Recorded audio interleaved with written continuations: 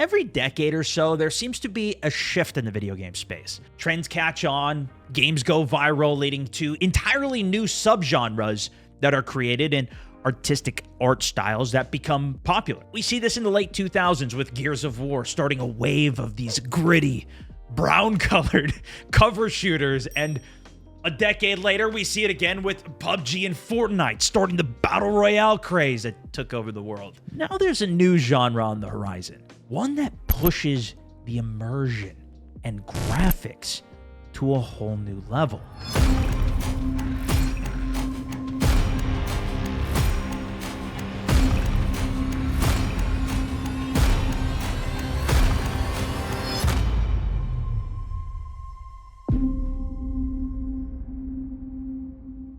This is the found footage FPS. With its instantaneous mass popularity, I believe it's the next big gaming subgenre. A few weeks ago, I tried a viral game on stream called Body Cam. It's a small project made by two young developers where it combines the multiplayer game modes of your Call of Duty with the visual style of leaked police body cam footage. Visually, it's a treat because it's so new and it's pushing for max realism, packed with small details that push it further than what we've seen.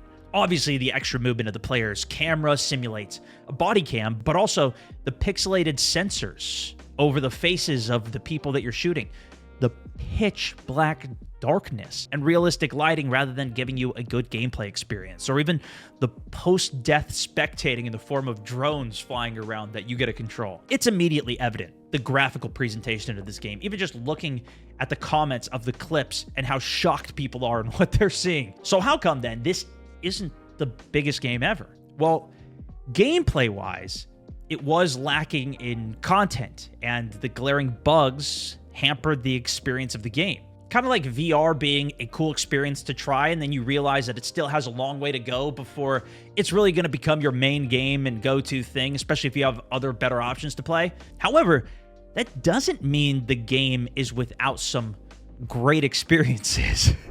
Still no. What? Oh, Lord. Please have an autograph, dude. Yeah, here you go.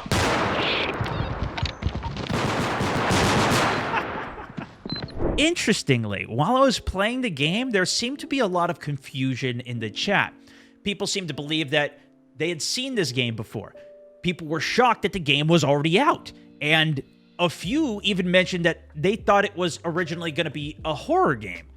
Not knowing the full details either, this led me down a rabbit hole into a whole world of video games that I hadn't even heard of before. A world of viral clips and small controversies. Back in October of 2019, you probably remember watching my videos, Call of Duty rebooted their series with the widely successful Modern Warfare. It boasted a new animation and lighting system that also included a gritty and realistic campaign. There was one mission in particular that seemed to catch the eye of journalists and players alike, probably the one you remember the most if you played it, which was the Clean House mission, where you assume the role of an SAS team member slowly clearing a townhouse in the dark. People applauded the visuals in this mission, saying the recreation of the night vision effects was incredible, and the clips and screenshots of this mission got millions of views across all social medias. While this game wasn't exactly trying to achieve that found footage look, this was when it became first evident that graphics were reaching the point of emulating video footage. People thinking that this is real and reaching a massive scale, surprising people for it. Especially a mainstream game like Call of Duty that reaches so many people in the first place. It wasn't until 2022 when the first true found footage games started to surface. On October 12th, a user by the name of Asanki posted footage of a body cam shooter that he was developing onto the Unreal Engine subreddit. This video went viral by itself and was reposted across other subreddits as well as Twitter, YouTube. People were impressed by the graphical fidelity of the project, and many were convinced that it couldn't even be a real-time gameplay demo. Asanki went a step further into the comments of his post, asking people, well, what parts of the demo broke realism, and promised that he'd be back with a bigger reveal in the future. A couple weeks later, the gameplay reveal of another game called Paranormal Tales went viral on Twitter as well, gaining hundreds of thousands of likes, comments, with people again applauding that found footage style. Content creators, news publications all made posts and articles proclaiming that this game is the future of the horror genre. Paranormal Tales was the first body cam game to hit the mainstream, and the outstanding amount of love that the developers got proved that there was definitely a market for this style of video game. However, this amount of virality was taken to the next level in April 2023, when Reddit user Asanki again came back with the reveal of the found footage style game.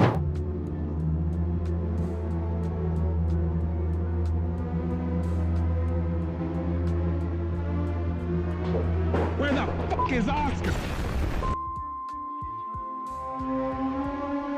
His project, now named Unrecord, was a massive overnight success. The original reveal post got close to 200,000 likes, and the trailer got millions of views on just individual multiple YouTube accounts. Even more people began to mistake this gameplay for real life, and many people did not believe that the footage was real gameplay at all. It even got to the point where Asanki had to screen record his Unreal project to prove that this was a real game, which of course a lot of people didn't even see, and I'm sure many that just saw that at a surface level going viral still think that it's real. I know I even saw sensitive content warnings on Facebook and Instagram from users that were reporting it as real on all of these viral clips. The success of Unrecord left an impression on the gaming industry that led to the funding and the formation of Drama Studios, a full development team working on Unrecord to help it reach its full potential. Fast forward a few months later, Rasad Studio released a game of their new shooter that you're seeing here called Body Cam. They showcased gameplay that looked extremely similar to Unrecord and showcased famous maps even like Nuketown, Dust 2 in this very unique presentation. The videos of Body Cam didn't go as viral as Unrecord at first, but this is where confusion started to arise, with people not even realizing that these were two entirely different games. So then when Body Cam then released earlier this year, the confusion intensified as people started seeing players playing the game.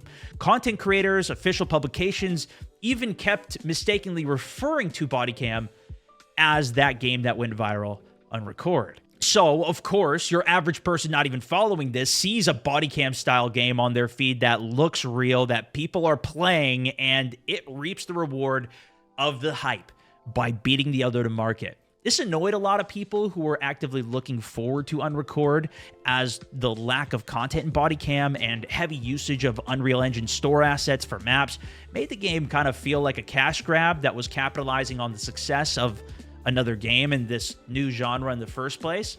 And in my opinion, these criticisms are a bit harsh. Although Body Cam doesn't have a massive pool of content, there really is an impressive level of quality in this game. You can tell it was made by people who were at least passionate about the project, and clearly worked hard to get something out very quickly that does work. That's why it has captured so much attention, even if it is built on some of these other tools. Although I do understand it will likely hinder some of the hype when then Unrecord does release. Body Cam did sell very well, reaching the top of the Steam charts on release and currently sitting at 17,000 reviews in less than a month. A lot of it being very positive. Some of the biggest content creators have been covering this game and the footage of the game that went viral over all of this social media. But that quick turn on the content by such a small team of only 2 people also means that there's a lack of depth and new content to play. The player count now at peak is down to just 2,000 players a day, which is still decent. But for the scale of reach that it had, that combined with its relatively high price for what's offered, does make for a great experience, but just leaves the players still hungry for more. And there's still a massive amount of players who have yet to experience this. I will say that style of game, though, with this movement, the way the camera looks, especially for a multiplayer FPS game, is very odd, and it is not the same experience that I think the traditional FPS multiplayer player is really looking for.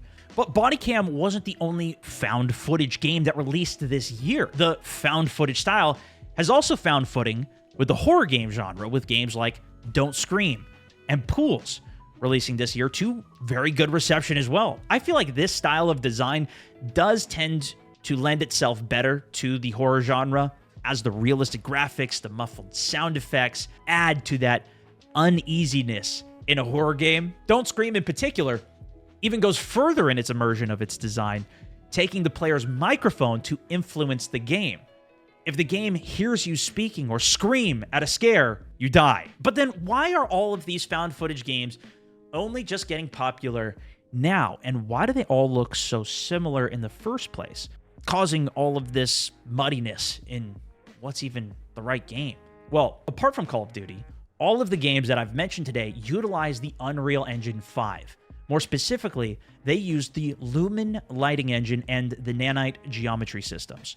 That first Bodycam style footage went viral just a few months after April of 2022, when the Unreal Engine 5 first came out. And since then, it's just been getting more and more massive updates. But Lumen is a form of ray tracing that makes lighting look completely natural.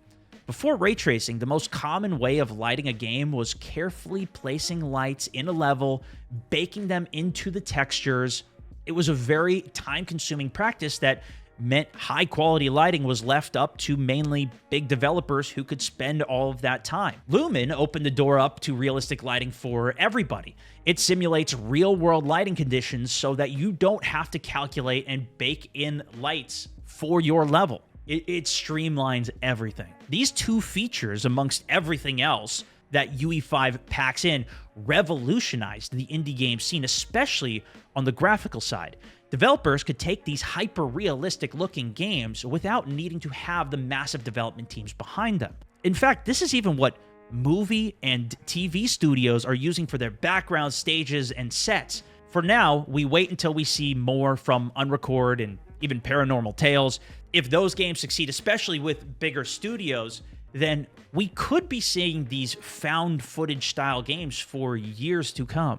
But more games each month have been launching on Unreal 5, and there is absolutely more coming on the way that we haven't heard of yet. So if you see any other crazy ones, keep sending them my way. You could even drop it in my Discord, and I'm going to keep checking them out myself. But what do you guys think of all of this?